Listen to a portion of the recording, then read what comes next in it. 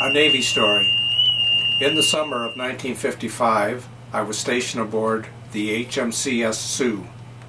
We had been in the Far East for several months, patrolling Korean coastlines and visiting various ports around Japan. I was trained as a radar plotter, and I also had seaman duties, which required me to stand lookout watches, paint the ship, and man the lifeboats. A few weeks earlier, I had been volunteered for 3 months to work in the Chief and Petty Officer's cafeteria as a messman.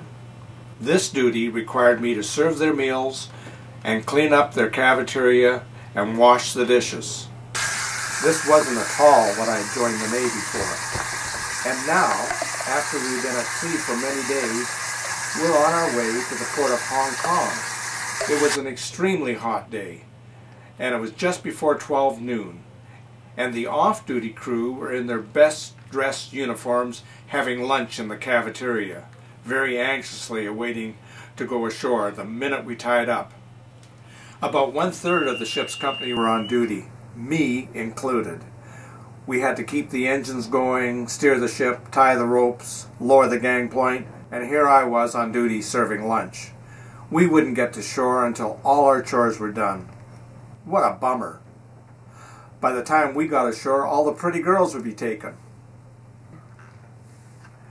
As the ship was maneuvering to tie up at the jetty, I was serving lunch to the Chief and Petty Officers.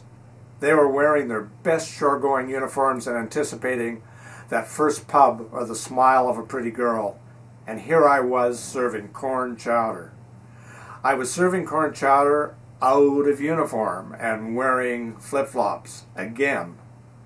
2 weeks earlier, I had been warned by a Chief Petty Officer by the name of Minkler not to be found wearing these same flip-flops while serving food. But the day was hot, and I thought with all the excitement of going ashore, no one would notice. Just as I was approaching the table to serve a bowl of this same corn chowder to Chief Petty Officer Minkler, I tripped.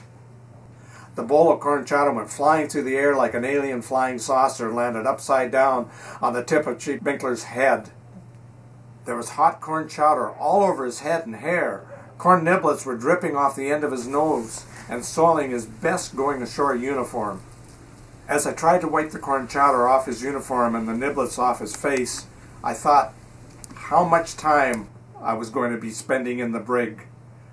Fearfully awaiting his response, silence reigned in the cafeteria. When the 40 petty officers responded by breaking out in hysterical laughter, and after a long pause, Chief Minkler, his face red with anger, also broke out in laughter. I was off the hook. No brig for me this time, and I learned a lesson. And thereafter, always wore the uniform of the day, and no flip-flops.